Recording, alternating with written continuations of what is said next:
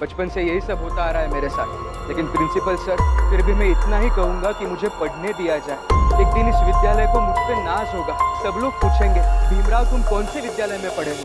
एक ऐसा शख्स जिन्होंने जीवन में कई मुश्किलात का सामना किया, लेकिन उसी शख्स ने पढ़ाई की दुनिया में परचम लहरा दिया।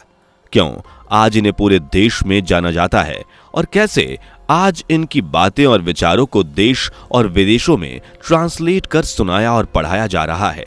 कौन से देश में खूब चर्चा हो रही है इस महान शख्स की, आइए जानते हैं। वीडियो में आगे बढ़ें उससे पहले अगर आप एक सच्चे हिंदू हैं तो सब्सक्राइब करें फैक्ट मंत्रा चैनल को और बेल नोटिफिकेशन को ऑल पर लगाएं ताकि कोई भी वीडियो मिस ना हो। डॉक्टर भीमराव अंबेडकर भारत का एक ऐसा नाम जिसे हर एक बच्चा जानता है। ये वो भारतीय थे जिन्होंने पढ़ाई की दुनिया में अपनी बादशाही कायम की और जनाब इनकी तारीफ में क्या कहें, इन्हें तो भारत में दलितों का मसीहा कहा जाता है। और वाकई में दोस्तों इनकी सोच समझ और किए हुए बड़े बड़े काम आज भी बड़े बड़े लोग पढ़ते सुनते और सराहते हैं, क्योंकि इन्होंने अपने जीवन में मेहनत करके जो मकाम हासिल किया ना वो कोई मामूली बात थी। और इस बात में कोई शक नहीं कि बरसों से लेकर अब तक बाबा साहब एजुकेशन लेने वाले स्टूडेंट्स के लिए एक इंस्पिरेशन का सोर्स बनते आए हैं। और कहा जाए कि आने वाले युगों में भी इन्हें इनकी सूझबूझ, समझदारी और बुद्धिमानी के लिए सराहा और याद किया जाएगा तो ये बात गलत नहीं होगी।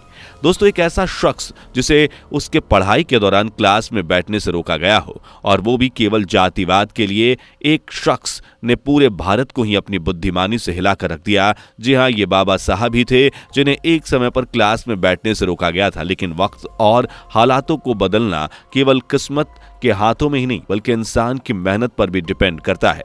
और अपनी पढ़ाई की लगन और कुछ कर गुजरने के जुनून से ही क्लास में ना बैठने वाले बच्चे को कानून मंत्री की गद्दी पर बिठाया गया। जी हाँ, बाबा साहब भारत के पहले कानून मंत्री थे।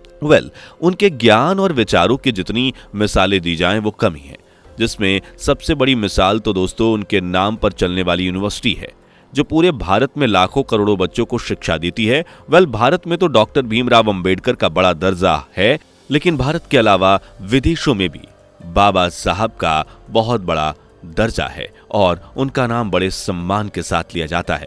उनकी शिक्षाएं और विचार पर चर्चा की जाती है। उनके विचार न केवल एक स्टूडेंट के जीवन के लिए इंपॉर्टेंट है बल्कि उनके विचार तो हर उम्र के लिए इंस्पिरेशन का सोर्स है। दोस्तों विदेशों में भी बाबा साहब की बुद्धि, उनकी समझ और ज्ञान से लोग प्रेरणा लेते हैं, क्योंकि उनकी विचारधारा ही कुछ ऐसी है जो एक व्यक्ति को अपने अधिकार के लिए लड़ने की प्रेरणा देती है। भारत में बाबा साहब की कितनी पॉपुलैरिटी है इसका अंदाजा तो आप इस बात से ही लगा सकते हैं कि देश के स्कूलों में ही बच्चों को बाबा साहब के बारे में पढ़ा दिया जाता है।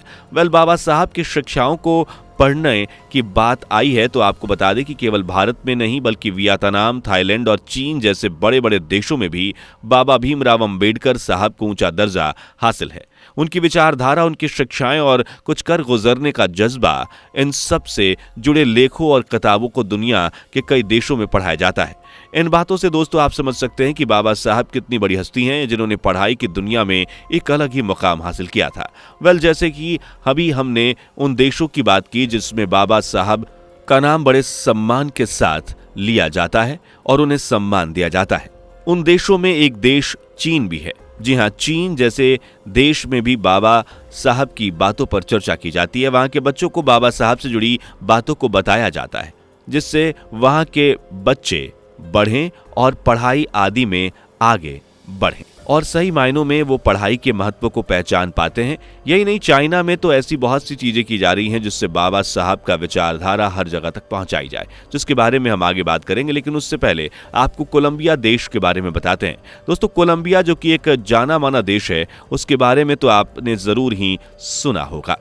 यही वो देश है जहां की यूनिवर्सिटी यानी कोलंबिया यूनिवर्सिटी से बाबा साहब ने पढ़ाई की थी। उनके ज्ञान और पढ़ाई करने की क्षमता की तो आज भी वहां चर्चा की जाती है। आपको बता दें कि अंबेडकर साहब की इंटेलिजेंसी को देखते हुए कोलंबिया यूनिवर्सिटी ने उन्हें डॉक्टर ऑफ फिलॉसफी यानी कि पीएचडी की उपाधि दी थी। यही नहीं, उनके किए हुए नेक कामों से उन्हें डॉक्टर ऑफ लॉ की भी उपाधि दी गई थी। इसके अलावा भी एक बेहद ही खास बात है दोस्तों जो वाकई इनकी इंटेलिजेंसी को सराहने पर मजबूर करती है।